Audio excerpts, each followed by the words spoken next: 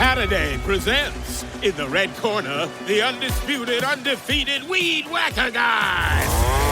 Champion of hurling grass and pollen everywhere. And in the blue corner, the challenger, extra strength Halliday. Eye drops that work all day to prevent the release of histamines that cause itchy allergy eyes. And the winner by knockout is Halliday. Halliday, bring it on. In this episode, we meet with Stephen Sowell of Delta Waterfowl Foundation at the North American Duck Symposium in Portland, Oregon.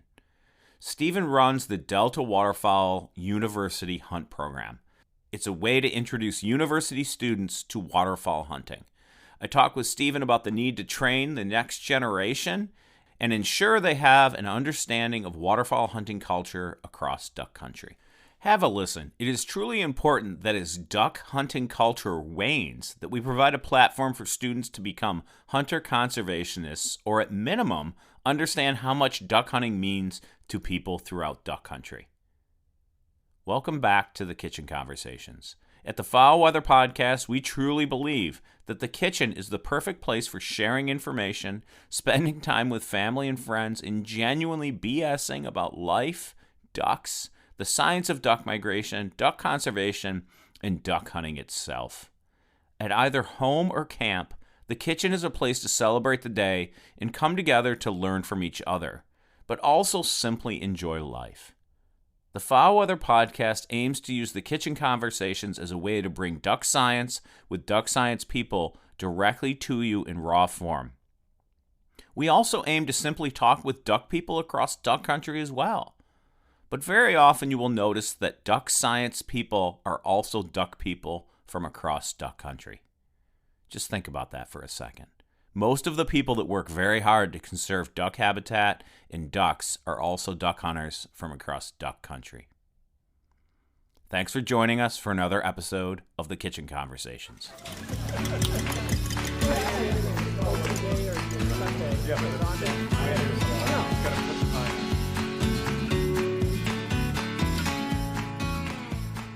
All right, we're here tonight, actually at the North American Duck Symposium in Portland, Oregon. Another recording from, we're like in the corner of a kitchen somewhere here, squirreled away. Waiter. In the hotel, waiter.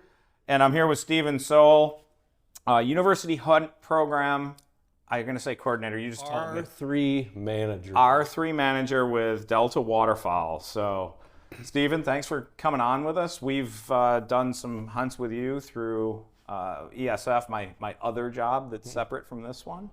But I wanted to I really tend to start with kind of telling listeners, a bit of the background, not like what your job is specifically. We'll get into all that and what the University Hunt Program is. But a little bit about your background as a hunter growing up and kind of currently, right? Like how you've kept in hunting and, how you, kind of found your way to working with Delta. It's a long question, but yeah, go sure. for it. So I grew up in Western Washington, Pacific Northwest. Super avid angling family. Like my great grandmother probably taught me more about fishing than anybody. Did not grow up in a hunting family. Like to this day, my dad, I don't think he's ever discharged a firearm. Loved to fish. After college, moved to Alaska, and I had just a couple buddies that wanted to take me out hunting, and I fell in love with it. Pretty much hooked like after the first hunt. So good experience, like completely overall, or? Yeah, just my first hunt was for black bear. I shot a 6'3" black bear, 350 pounds. That was my first hunt. That's not typical. No, it's not. Like my hunter adoption journey was not the normal pathway. Yeah. But I was very hooked, like from the get-go. Big into the cooking portion of the game too, or not? The food angle has always really interested me, which is something that I'm sure we'll wander into when we start talking about Delta's R3 programs. Sure, but just the locavore movement to me was kind of where it all started. So before I came to Delta, I worked for the Alaska Department of Fish and Game. I was the R3 program manager there for a while. Oh, we used R3 and we didn't tell listeners Yes, what I'm the heck sorry. that is. Yeah, So- that's on me. No. So R3 stands for Recruitment, Retention, and Reactivation. When I talk to people about it, though, I tend to list retention first, though, because it's the most important of the R's. Yeah, keeping the people we already have. Oh, yeah. I mean, because if you don't have mentors, how are you going to recruit new hunters? So before I came to Delta, I worked for ADF&G.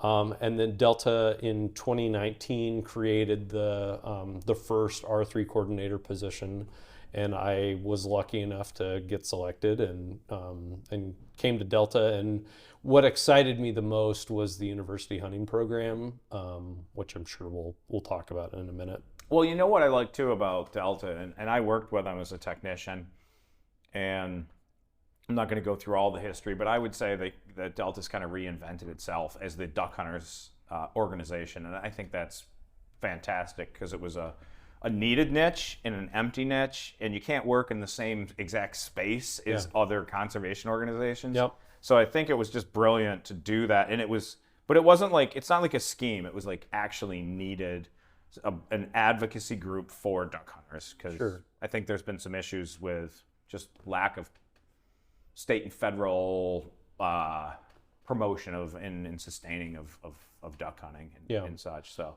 anyhow, I'm getting a little bit into the weeds. So you are coordinating the university hunt program now with Delta.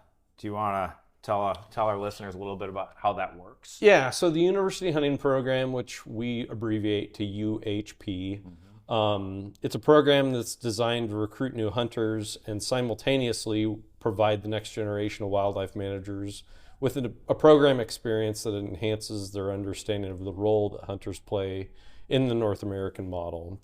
So basically what we do is, for your listeners' awareness, is we partner with university and college professors like Dr. Mike Schumer, and we provide the program experience to their students. So it's a Delta Waterfowl program that's provided in collaboration with a wildlife professor to the students at that institution. And the key word there is collaboration, because it really does take Delta as the NGO, the wildlife institution, and the professor, and a lot of times we'll bring in a state agency. So it's not something that Delta can do on its own. Like, as the R3 program manager, I can't deliver this program without you, Mike. Right. And so it really does take a collaborative effort. Well, and that way you're not forcing it on anyone either, right? That there's like that buy-in from the university, at least the professor themselves, maybe not always the university in totality, but the professor, and that professor helps identify the students usually that are going to be part of it as well. So the professor has some distinct roles, primarily interacting with the students, being that point of contact, also being a resource. And the other thing is, a lot of the learning comes into play in the classroom too. So it's not just about the program itself, it's about the interactions that the professor has with the students. I guess the only other thing I would tell you about the university hunting program is that we have 4 program pillars that take place always. We get the students through hunter education, we give them a shotgun 101 course, we take them out on a mentored hunt, and then hopefully the goal is everybody has harvest and they can learn to process the birds, and then we bring a barbecue most of the time and they get to grill, their harvest. Delta pays for everything. That's the other nice thing, is there's no cost for the university. We pay for waiters, coats, hats, calls, gas money, McDonald's money. We buy the burgers afterwards. We pay for everything. The only thing we will not pay for is hunting licenses, and it's not because we're being cheap. It's because we're trying to remind that next generation of wildlife managers, hunters fund conservation, Mike. So Yep. No, that's cool stuff. I find that the students actually seem to really enjoy the like wild game stuff afterwards. We have a lot of students that the reason they're interested in hunting is because they want to be able to secure their own meat, right, to a large degree. And so that little bit of a meal afterwards, like this year when the students had that goose hunt, they just raved about the goose afterwards, and I'm like, it was Canada goose. I'm like, it was good. Like maybe you shot like a juvenile bird or something. I heard some of your students were stealing each other's goose, is what I heard, because it was so good. Well, hey, each to their own, but it's also novel, right? And if Yeah. you haven't gone through all of it, you can kind of muster eating something that might be a little tough. But Yeah. it sounded like whoever was cooking that did a very good job of preparing it, so that's super helpful. Yeah. So what I always get to and think about is Delta saw this as a need for the hunt program. You know, why is it? Why does Delta think that it's needed?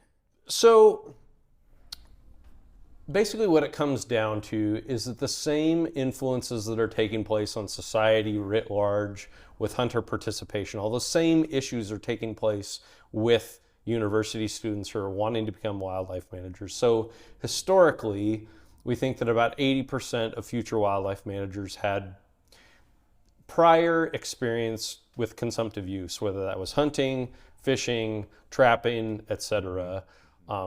They were fine with that. In fact, they were in love with it. And it was part of the reason that got them into the field, that said, hey, Mike, I want to come to SUNY ESF and be trained to be a wildlife manager, is because my grandma, my grandpa, my aunt, my uncle, whatever, I used to go squirrel hunting with them as a kid. Fast forward to today, and we think that about 30% of those university students have experience in consumptive use, specifically hunting. So why it's needed is Let's rewind a little bit, though, because the proportion of the U.S. public that hunts is 5%. Sure. So it's bad, but at least we still have students going into wildlife that still hunt at a greater percentage than the general public. Sure. I'm just always trying to put a positive spin. But I've seen it in my own classroom from when I was a student in forestry until now as a wildlife professor. That number of students that come in with those experiences declining for sure. And I would say too, it's super variable. Like I have some professors I'll even say like high hunting participation, rural states that are in that 18, 19, 20% hunting participation, where they're telling me that their graduate student pool, 90% or more of them have never hunted before. Never hunted. Yeah. What I find is that I have a lot of students, because they're going into a profession where they're going to interact with hunters, that they want to culturally understand it, and they're not sure if they want to hunt. I think we'd like them all to become part of that hunting community, but I think at least we get them that experience so that when they go interact with hunters, there's at least a little better understanding of it and appreciation for what it is, right? I think if we don't I think we want them as hunters, but if we don't get there, I don't think there's a negative thing that comes out of this program in general. Right? Yep. Anything to add there? No, I think you hit the nail on the head, Mike. Yeah. We've run about, this year we had 450 participants, and the number's obviously growing. And we've literally never had a student go away and say they didn't learn something and they didn't enjoy themselves. That's cool. And I think that's why the program's grown. Oh, absolutely. And that's where I'm going right now, is like, how much has it grown? And like, how has it grown? Is there geographic locations where it's really grown more than elsewhere? That's a really important element to this. So this program started in 2017, technically. Delta had 4 universities: Chris Williams at University of Delaware, Dave Coons at Colorado State, Doug Osborne at University of Arkansas Monticello, and Mark Vertiska at University of Nebraska-Lincoln. Hardcore, stone cold killers who love ducks and love duck hunting. Cream of the crop. And these were professors that Delta had a relationship with previously, who were just kind of doing it on their own. And we didn't really know how to do it. We're like, what is this program? Like, what can Delta do? We've identified the problem, but you guys are already kind of doing this. So what do we do about it? Fast forward to 2019, when Delta created a full-time position, and I was fortunate enough to come over and work on it. So we had the 4 programs, and that was 2019. Fast forward to today, and we've got 103 universities, including 3 of them in your home state of New York, your program at SUNY ESF, which is the longest running of the three for sure, and one of the very early onset programs, which frankly I think we've grown that program really well at ESF. And then we've got Binghamton and Cornell as well. So we've got a lot of programs in the on the Eastern Seaboard. Not as much in the Pacific Flyway. That's kind of the next space that we need to work hard on expanding efforts, but a lot in the Northeast, because frankly, that's where a lot of the need is, and a lot of the very engaged professors. Putting one of these in like the middle of South Dakota, where every kid wears camo to class, might not. You don't get as much gain out of it. Sure. Or it's hard to find those students in there that don't have like a friend that could mentor them or something, right?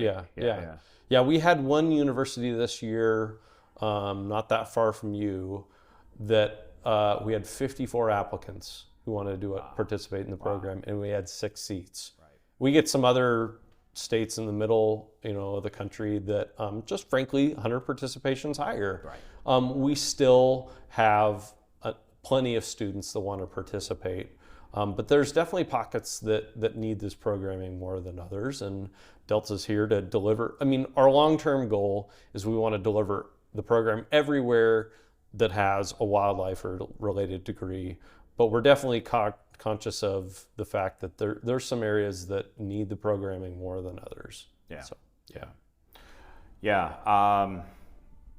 certainly, and I think that's nice to kind of focus that, right? So in that, like why do you think there's just, and I have my own speculation on why fewer students going into wildlife programs actually hunt, but even go ahead and speculate, because I don't know that Delta has data on this specifically, but like speculate maybe on why you think kind of fewer university students, and it's in wildlife, it's in forestry, it's in these kind of natural resources programs. It just seems like fewer students coming in hunt. What do you think's driving that? So I'll give you my 3 reasons, and I mean, you probably know as much or more than I do. I mean, you're on campus every day. But I would just tell you anecdotally, when I get to interact with participants, I always ask them that question, like, what? You want to go be a duck biologist or a white-tailed deer biologist or whatever? Why have you never hunted before? I ask every single one of them that question. And I guess the 3 things that I hear over and over are, number one, and they don't say these things outright, but I mean, you get what they're coming from. And they say urbanization. I mean, I didn't grow up on a farm. I didn't grow up in middle of nowhere, Alaska. I didn't grow up where my mom and my dad and my aunt and my uncle, were out there hunting. So I grew up in, a 3-bed, 2-bath house with a 4,000 square foot lot. I mean, we just didn't go out. So urbanization, I would say, is key.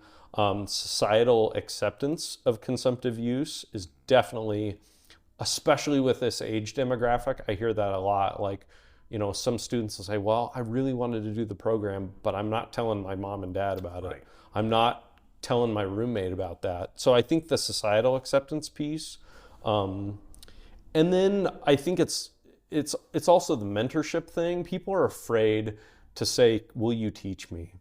And I hope that's something we can talk about a little bit later, because I want to talk about Delta chapters and whatnot. But I think people are very intimidated to say, I'm going to be a wildlife manager, but I don't know how to hunt. And I think just getting over that.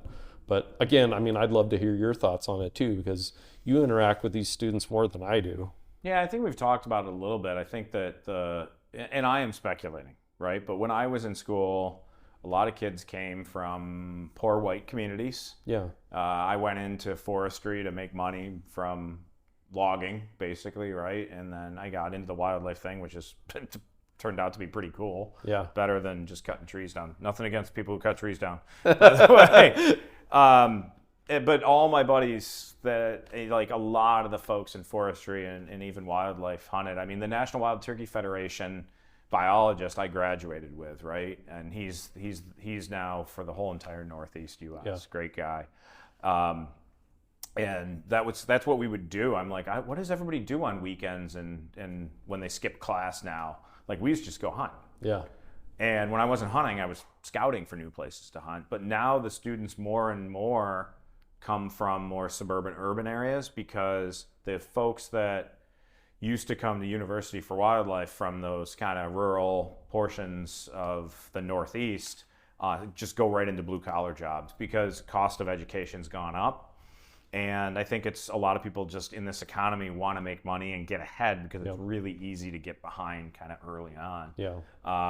But you know that, and from a recruitment standpoint, if somebody, like I talked about New York City for where we're at, if they go in New York City and the 5 boroughs or whatever, they can just trip and fall on 150 students they can talk to. They go to small town America, they might have 12 students graduating from a senior class or something that might be even remotely interested. So I think it's just the sheer number of people with that interest that also hunt, right? They're Animal Planet kids, and they want to all be zookeepers. It's changed substantially. So, you know, at the university level, we have this uphill battle with folks. And what's funny is a lot of them actually come in as antis. We don't, out of our program at ESF, by the time we're done teaching them the North American model and they learn about how game hunting is sustainable and all that. And if they get into this program with Delta, I mean, even without this program in Delta, they're at least accepting of it. The program with Delta, then they have that deeper understanding of it. But that is a cool evolution to see, honestly. The rural kid that we bring into the university is always going to be pro-hunting. The city kids we bring in might not be, but they leave pro-hunting. And that's actually kind of a cool evolution to see them go through that. Like I advise from freshmen all the way on up, and that is a really neat evolution. I think a lot of wildlife programs go that way. Well, and I would say too, I mean, and granted you interact with more students than I do, but I've interacted with very few that were opposed to hunting.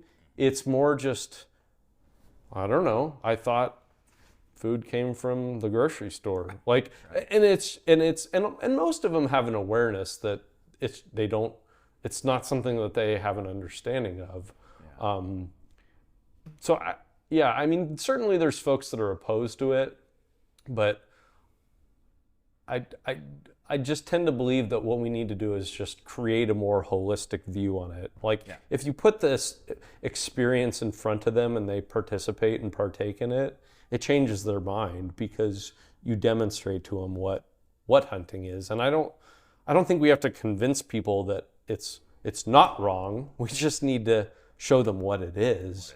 And it's almost like there's something instinctually, like as a human being, that we have it in us to interact with the outdoors. And it's part of our culture. It's part of our heritage. It's part of our instinct. What to do is we're going to be there to harvest protein, you know? And I think people, they're attracted to that. And it's especially a lot of younger folks are very drawn into that idea that I can get back to a relationship with the natural world that's healthy and sustainable. And, you know, I can harvest an animal in a respectful way that's not damaging to the population, and it's good, high quality, organic, free range. I mean, all the buzzwords before green was cool. It was like hunting was always great. They were all doing it, you know.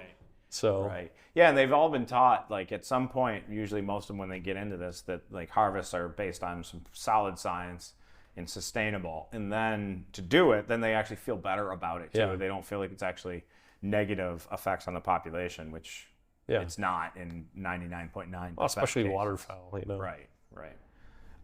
So that gets me into the like how students react. Like if it's all instinctual and they're in their brain, they're hardwired to kill things for protein, which I actually think most of us are.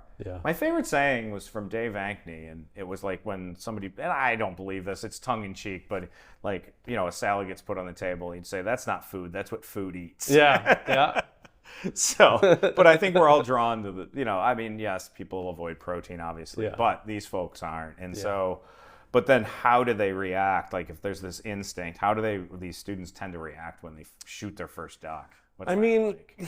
This year we had about 450 program participants, so it's kind of hard to like pigeonhole everything into like one distinctive reaction. But I would say if I was to like say what the stereotypical example is, it's a passionate response. I remember probably 5 years ago, one of the first students I took out as part of this program, she started crying the first time she shot a duck, and I was like, oh no. She was like, this is the happiest moment of my life. I've done something to harvest an animal that I'm going to feed to myself. I don't have to go to the chicken plant to go get my own protein. So it wasn't remorse. It was like too much. No. It was like too much excitement, emotional excitement. Yeah, and it's kind of going back to what we were talking about, but I would say that it's excitement, and not in an unhealthy way. Like, yeah, I killed something. Right. It's respectful. I mean, these students are very respectful of the birds that they harvest, and I think it's like lighting a spark that within them when they experience it for the first time, that there's a passion for what they've done. And I think that's the other thing with this program. We talked about the food angle, Mike, and we built that into this program experience really intentionally because it doesn't stop with that duck that was shot. We're going to teach you how to process it. I mean, I remember the first year we did your program in 2020, and the students were saying that was the best part, was you were teaching them, there was a lot of mallards shot that day, and you were teaching the students how to breast out the birds. And I think we had some like really good soy sauce marinade that we put them in, and then we put them right on the grill. And less than an hour from when they were high-fiving each other shooting those mallards, you were teaching them how to process them, and we were putting them on the barbecue. And I think that we call it the locavore movement, that food motivation for hunting. That is a big part of the reaction, is the motivation for food. It's not the trophy. Yep.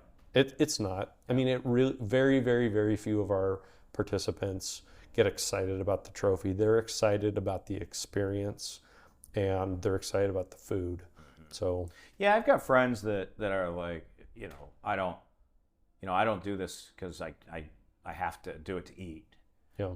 And right, you can go to the grocery store, but boy, I do it a lot because I like the way I eat when I've, shot a nice bunch of mallards and widgeon and stuff. And I'm a duck hanger. I hang them in the barn for usually like 2 days, right? If it's below like 40 some degrees. I like to let them soften up a little bit. People call it like, what is it? They're technically starting to rot. Yeah. But it's a breaking down of the protein, right? Yeah. But I like that whole entire process. And I think that there's a lot of students that's their sentiment, is like, this is a way to go through the process of obtaining my own food, right? Yeah.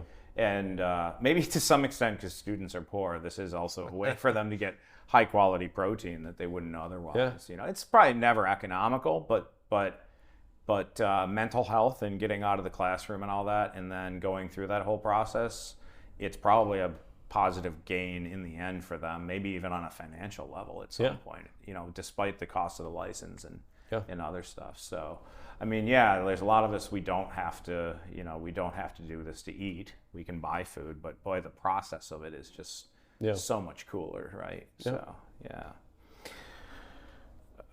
Do you guys, so the students go on these hunts, and then they go on their merry way. What happens afterwards? Do you keep track of them to know, like, did they take up hunting? Yeah, so at a science-based organization at its core, Delta is very interested in the data. I mean, we're not doing this blindly. So we have what I would consider a pretty robust set of surveys. So we do what we call a pre-event survey to register the students, get their contact information, get a snapshot of their hunting background, and that's before the program begins. And then we do a post-event survey, typically the day after the event, to quantify how much we increase their knowledge, skills, abilities in participating in hunting. And then we do a follow-up survey that gets sent out. Actually, it just went out last week at the end of traditional hunting seasons. And a lot of what we're looking there is, did you go hunting afterwards? What's your view of the North American model in wildlife management? And so we definitely collect some data to look at programmatic impact. And then the other thing we look at is, what are your barriers to participation? Because we're trying to influence the view of future wildlife managers, which the program does. But then we want to understand, if we're going to, what we call, recruit you into hunting, what are your barriers? Is it lack of a hunting mentor? Is it lack of gear? Is it lack of access to a spot to go hunting? What are your specific barriers? And that helps us better understand the program. And I guess what I would tell you is, I mean, we gather a lot of data, but the data point that I probably care the most about is, well, number one, did we influence your view of wildlife management and conservation in a positive way? And I can tell you, of 447 participants that filled out the survey this year, 100% of them said that they had a positive impact at the end of the program on hunting in terms of its role in wildlife management. That's great. And then 92% of our program participants indicated they intend to adopt hunting into their future lifestyle, which to me, that's a success. That's huge. If 92% of your participants say they want to get more of that. And some of them might not do it right away. Sure. But later on, where they're in a financial situation, they might be, they technically wouldn't be classical late onset hunters. Yeah. But where they became maybe late onset regular or passionate, or people that identify as duck hunters. Like I just identify as a duck hunter, right? Yeah. You'd identify as a duck hunter. They might not do that completely till later in life, but this experience gets them to a point where they will do that, Sure, where they wouldn't have maybe otherwise. Yeah, and I think, and we didn't really talk about it earlier, and I think it's a point worth making. Sometimes people say, well, Stephen, why college students? Right. And what I tell them is, well, number one, that's a really vulnerable age for lapsing. So let's say I am an avid hunter, and I grow up, and mom and dad and aunt and uncle and the whole family goes duck hunting every single year. And I go off to college. I go to Syracuse, and I'm going to be gone for 4 years or 6 years or whatever it is. You can't have a shotgun on campus. And I'm not advocating that you can. Right. But there are unique barriers that happen during that period. And then the other thing is, life gets busy. I mean, you get out of college, you finish your undergrad, you go do your graduate degree, whatever the case may be. You go get a job, you get married, you start having children, you buy a house, all these big life events. And before you know it, from the time you were 6 years old until you were 18, you went hunting every fall. Yep.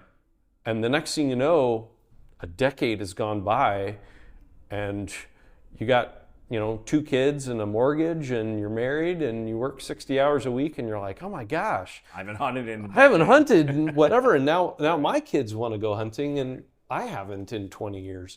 So that's why retaining college and university students, having an experience with hunting, is really, really important.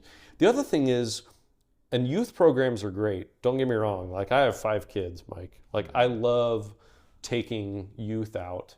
But I think it's important that we remember that, like let's say my 10-year-old daughter, you're going to take her out duck hunting, and she falls in love with it. She doesn't have a car. She can't buy a firearm. She doesn't have any money. She can't buy decoys. So all those things, it's very difficult to truly recruit a youth into hunting. You're better off recruiting mom and dad and the whole, or whoever. Right. Getting the whole family, and that's the pathway for kids, is you've got to recruit somebody who can take Sally or Billy to the sporting goods store to buy what they need. So family units is a great way to go. University students is an even better way to go, because they have the means to go about it independently. So that's why this target audience is really important to Delta. Yeah, that makes sense. So out of all the programs you've been involved in, like, are there some really, like, this is a lot of work. Are there memorable moments that keep you coming back to do this? Other than the SUNY ESF program? Oh, stop. It's not that bad. Come on. There's No. You've got a lot of them. Yeah. I appreciate that. No, I would honestly promise you, yours was one of the early programs, and so I very much have good memories of sitting in a hotel room the night before the hunt, you, myself, Matt Nisley, and some of your students just talking about why hunting is important. That's part of the joy of my job, is that I get to interact with students. I do have one that holds a special place in my heart, and that is Auburn from 2020. We work with Dr. Mark Smith there at Auburn. And this one holds a special place in my heart. It was one of our early programs. It was one of the first ones that I got to go. So my role is collaborating and putting the programs together. Right. I don't get to go to all of them. But this was one I got to go to. And most of our programs are probably 50-50 male, female. And this one we had 100% ladies. And we had ADCNR sent their R3 coordinator, Justin Greider, who's a friend to this day. Seth Maddox, who's actually an assistant director now. Seth was there. We had 2 different Delta chapters. So it was pretty much that, everything was right. And we had a really, really good piece of private property that a wonderful landowner gave us access to. That program holds a little bit of a special place in my heart, not just because of all those things, but because of the seeds that we planted. Fast forward to about 3 months ago, I got a phone call from Dr. Kelly Dunning, who now, she was teaching at Auburn. She's now in Wyoming, at the University of Wyoming in Laramie.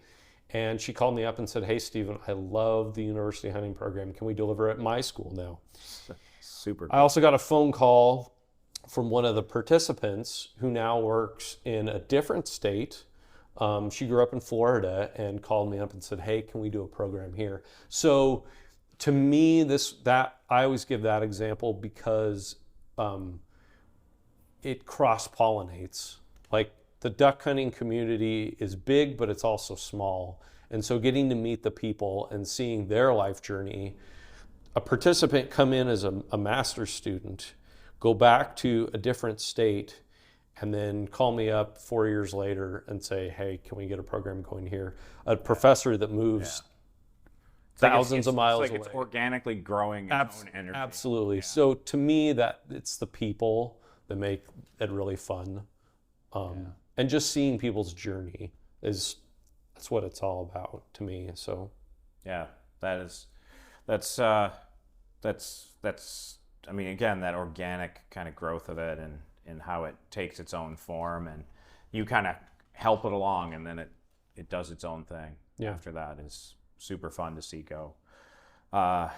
General question really that I tend to ask folks, what advice would you give a new duck hunters kind of to make their experience as a duck hunter kind of better into the future? Because we all have ups and downs as duck hunters, and we kind of hear there's a lot of negative energy out there right now about super dry year, super warm, and boat races and swing ducks. And when I started this podcast up with the rest of the team on the Foul Weather podcast, I didn't, and then I'd really dug into the social media more. I mean, I had my own culture that I was in, but I really looked around, and there is what I would feel like is a lot of negative energy out there with some of this stuff.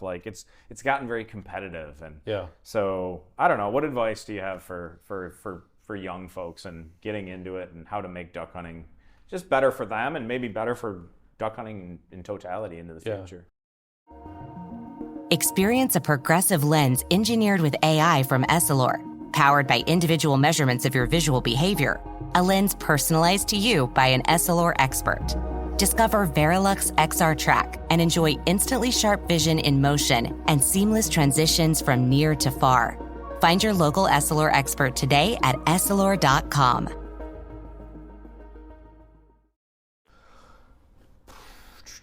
It's a good question, Mike. I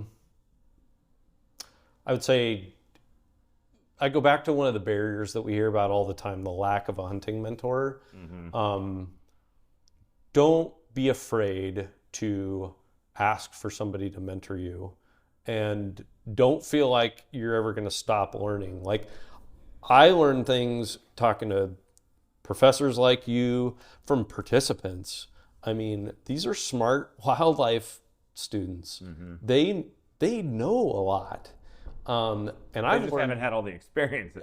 They haven't hunted before, but everybody comes from a different place and they have knowledge. And so don't be afraid to ask questions. Don't ever stop being a student of hunting, because you're never, ever going to know it all. Like, I mean, I learn something every time I step in the marsh, whether I'm alone, whether I'm with a super experienced hunter, whether I'm with somebody who's never hunted before. You can always learn something. And every hunt's different too. Oh yeah, I mean, and that's the beauty of it. And duck hunting is so social too. Like, don't get me wrong. I mean, I've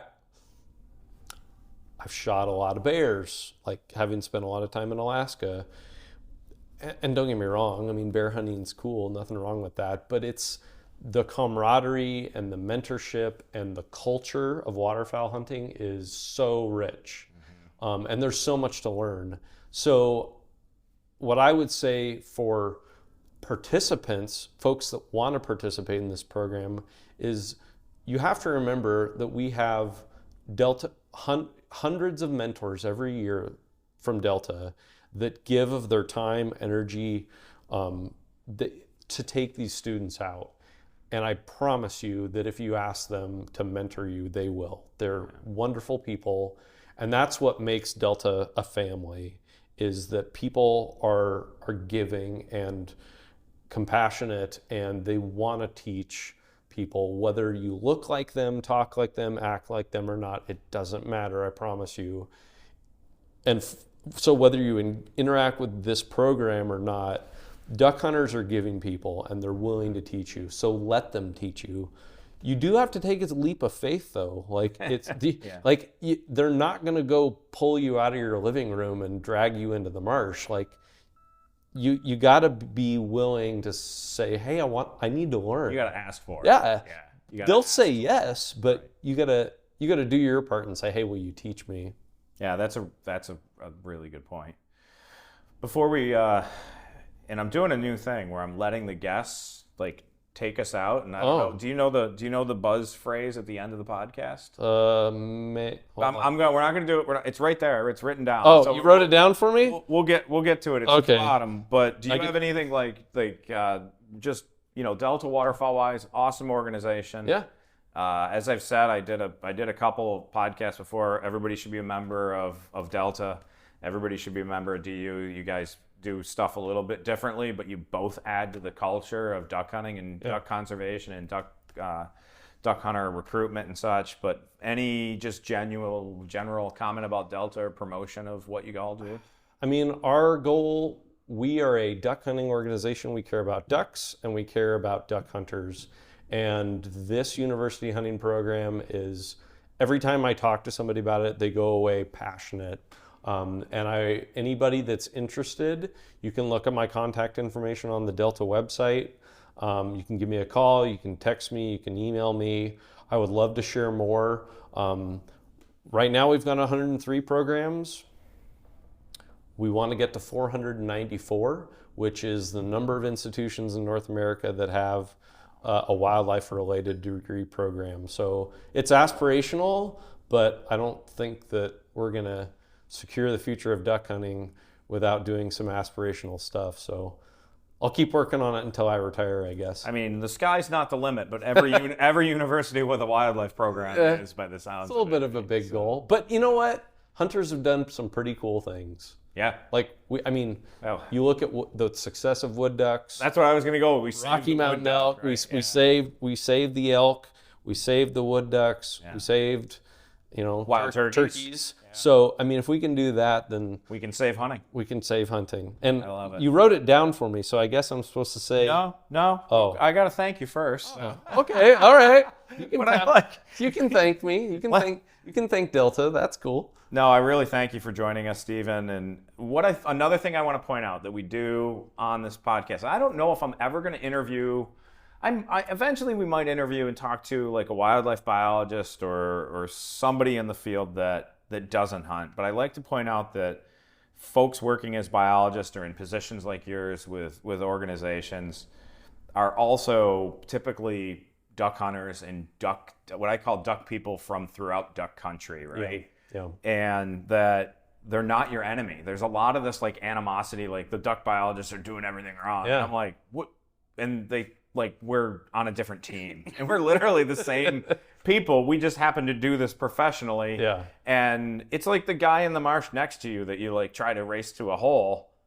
I mean, he might be a super cool dude in general, right? And that like these duck biologists and folks like yourself and these types of programs working for, for Delta are they're hunters themselves, and they're literally in the marshes and in the fields next to you. So, give these folks credit because they're out there slogging it out with you. And when it's bad for you duck hunting, it's bad for them too. Yeah. And I tell you, we're not always right about what we do, but we work really damn hard to refine everything and make sure that there's, ducks in front of people's blinds. So thanks, Stephen. Thanks, everybody, for listening. And Stephen, take us out. So may your skies be filled and shoot straight, all my friends.